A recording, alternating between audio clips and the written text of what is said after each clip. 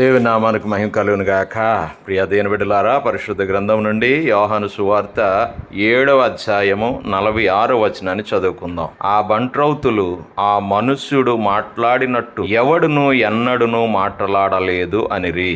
ప్రియ దేవుని బిడ్డలారా, యేసు ప్రభువారు అనేక మందికి బోధిస్తూ ఉన్నప్పుడు ఆయన మాటలు విన్నవారు, ఆయన బోధ విన్నవారు ఆశ్చర్యపడ్డారు. అంతేకాదు చాలా మంది అన్నారు ఈయన క్రీస్తే అన్నారు. మరికొందరు ఈయన ఎవరో అన్నారు.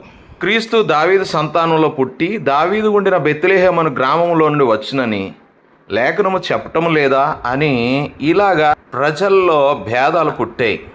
ఆ భేదాలు విన్న పరిసయ్యులు, అధికారులు బంట్రౌతులను పంపించారు. ఈ బంట్రౌతులు వెళ్ళి యేసుప్రభును పట్టుకుని తీసుకురమ్మని పంపితే వాళ్ళు వెళ్ళి ఏం చేశారంటే యేసుప్రభు మాటలు విని మరలా తిరిగి వారి దగ్గరికి వెళ్ళారు. ఎందుకు మీరు ఆయన తీసుకుని రాలేదు అని అడిగారు. అప్పుడు వారు చెప్తున్న మాట ఏంటంటే, ఆ మనుష్యుడు మాట్లాడినట్టు ఎవడును ఎన్నడును మాట్లాడలేదు అని సమాధానం ఇచ్చారు. దేవునికి స్తోత్రం, హల్లెలూయా. యేసు ప్రభు 12 సంవత్సరాల వయసులో ఉన్నప్పుడే యెరూషలేములో ఉన్న దేవాలయంలో కూర్చుండి బోధకులతో మాట్లాడుతుండగా ఆయన మాటలు వినిన వారందరూ ఆయన ప్రజ్ఞకును ప్రత్యుత్తరమునకును విస్మయం పొందిరని దేవుని లేఖనం చెబుతా ఉంది. ఆయన వాక్యము అధికారముతో కూడినదై ఉండెను గనుక వారు ఆయన బోధకు ఆశ్చర్యపడిరని మరి ఒక చోట అనగా లూకా సువార్త 4:32 స్పష్టంగా రాయబడింది. నా ప్రియ దేవుని బిడ్డ, ఆయన మాట్లాడినట్టు ఎవడును ఎన్నడును మాట్లాడలేదు. ఒక క్రైస్తుని సంభాషణ ఉప్పు వేసినట్లు ఎల్లప్పుడూ రుచి కలదిగాను కృపాసహితముగాను ఉండాలని వాక్యం చెప్తా ఉంది. మరి మన మాటలు, మన సంభాషణ ఎలా ఉంటున్నాయి? యేసు దగ్గరకు వచ్చిన వేషధారులైన పరిసయ్యులను యేసు ప్రభు వారు చూసి ఆయన అంటాడు, అంధులారా, సర్ప సంతానమా అని కఠినముగా వారి పాపమును ఎత్తి మరీ చూపించి మాట్లాడారు. మరి వ్యభిచారంలో పట్టబడి అవమానపరచబడి కృంగియున్న స్త్రీని చూచి కరుణతో అమ్మా అని ఆయన మాట్లాడారు. నా ప్రియ సహోదర సహోదరి, ఆయన మాటల్లో ఎంతో ఆదరణ, కనికరము, ప్రేమ ఉన్నాయి. ఆయన మాటల్లో యథార్థత ఉన్నది.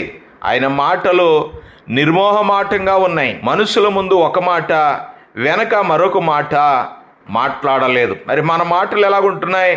నీ మాటలు వినడానికి ఎవరైనా ఆసక్తి చూపుతున్నారా? యేసయ్య మాటలు ఆయన క్రియలను బయలుపరుస్తున్నాయి. ఆయన మాటలు, ఆయన జీవితం కూడా ఒకేలా ఉన్నాయి. ఆయన మాటలు విన్నవారు ఆశ్చర్యపడ్డారు. ఆయన అధికారముతోనూ శక్తితోనూ మాట్లాడుతూ ఉన్నారు. మరి ఆయన ఒంటరిగా ఉన్నప్పుడు తండ్రితో మాట్లాడారు. రాత్రంతా తెల్లవారుజామున తండ్రి అయిన దేవునితో మాట్లాడినట్లుగా పరిశుద్ధ గ్రంథం తెలియజేస్తుంది. నా ప్రియ సహోదర సహోదరి, మీరు బూతులు మాట్లాడే వారితో మాట్లాడితే మీ నోటి నుండి అవే వస్తాయి. మీరు దేవుని పిల్లలతో దేవుని వాక్యం మాట్లాడే వారితో మాట్లాడుతూ ఉంటే మీ మాటలు కూడా వాక్యానుసారంగా ఉంటాయి. దేవుని సన్నిధిలో కూర్చుని వాక్యం ధ్యానిస్తూ ప్రార్థించేవాడిగా ఉంటే నీ మాటలు సత్యమైనవిగాను ప్రేమతోనూ దయతోనూ కూడినవిగా ఉంటాయి. హల్లెలూయా. మన మాటలు కాపాడుకుందాం. మన మాటల వలన ఇతరులకు ధైర్యము, ఇతరులకు రక్షణకరముగా ఉండునట్లు, ప్రభు దగ్గర నడిపించే విధముగా మన మాటలు ఉప్పు వేసినట్లు ఇతరులకు రుచికరముగా ఉండునట్లుగా మన మాటలను మలుచుకుందాం. మన మాటల ద్వారా ప్రభు దగ్గరకు రావడానికి, ఇతరులను బలపరిచే విధముగా, బలహీనులను బలవంతులుగా చేయడానికి, అజ్ఞానులను జ్ఞానులుగా మార్చడానికి, అసత్యములోని సత్యములోనికి వచ్చే విధముగా మన మాటలు ఉండగలిగితే మీ మాటలు విన్నవారు ఆశ్చర్యపడి మన రక్షకుడైన యేసు వైపు తిరుగుతారు, ఆయన్ను చూడగలుగుతారు. మాటలను కాపాడుకుందాం.